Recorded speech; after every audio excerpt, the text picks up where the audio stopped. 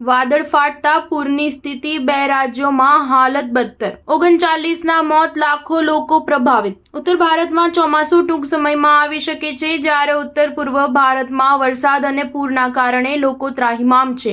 આસામમાં પૂરથી 2 લાખથી વધુ લોકો પ્રભાવિત થયા છે, જ્યારે 39 લોકોના મોત થયા છે।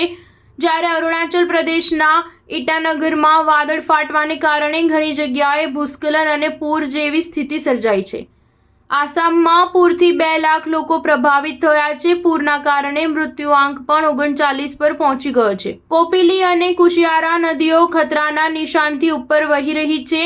આસામના 12 જિલ્લામાં પૂરના કારણે 2,60,000થી વધુ લોકો પ્રભાવિત થયા છે। પૂરની સૌથી વધુ અસર આસામના કરીમગંજમાં થઈ હતી, જ્યાં લગભગ 1.5 લાખની વસ્તી અસરગ્રસ્ત થઈ છે। પૂરની સ્થિતિમાં માત્ર માણસો જ નહીં, પરંતુ પ્રાણીઓ પણ પ્રભાવિત થયા છે।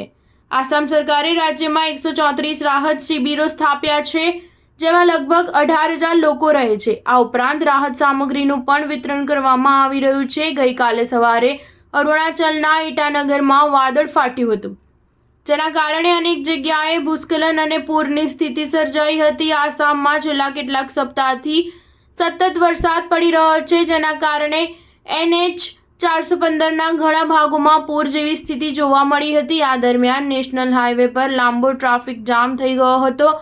ઉત્તર ભારતમાં ચોમાસાનો પ્રારંભ થઈ ગયો છે। રવિવારે મધ્યપ્રદેશ, છત્તીસગઢ, ઓડિશા, ગુજરાત, બિહાર અને ઝારખંડના અમુક જિલ્લાઓમાં વરસાદ પડ્યો હતો। દિલ્હી, નોઈડા અને ગાઝિયાબાદમાં પણ વરસાદ પડ્યો હતો। સ્ટાર ન્યૂઝ 7 હંમેશા સચ્ચાઈની સાથે।